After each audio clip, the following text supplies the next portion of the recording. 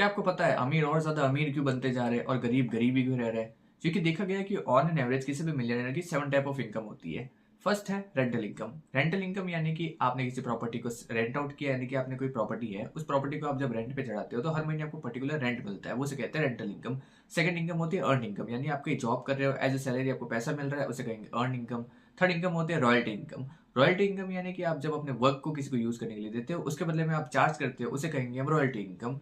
Fourth type of income होती है capital gains, यानी कि आपने कोई एसेट्स बाय करके रखे, वो जब वैल्यू में बढ़ते हैं तब आपको उसका मिलता है कैपिटल गेन्स, यानी कि जैसे गोल्ड एंड सिल्वर, जब प्राइसेस बढ़ते हैं तब वो इनकी वैल्यू भी बढ़ती जाती है।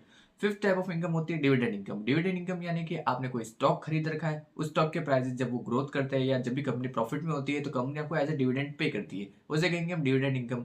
उसके बाद आता है प्रॉफिट इनकम। प्रॉफिट इनकम यानी कि आपने कोई चीज बाय की, उसके बाद उसे हायर प्राइसेस में सेल कर दिया, उसे हम कहेंगे profit income. And seven type of income आप मुझे कमेंट सेक्शन में बताएंगे कि वो कौन सी है।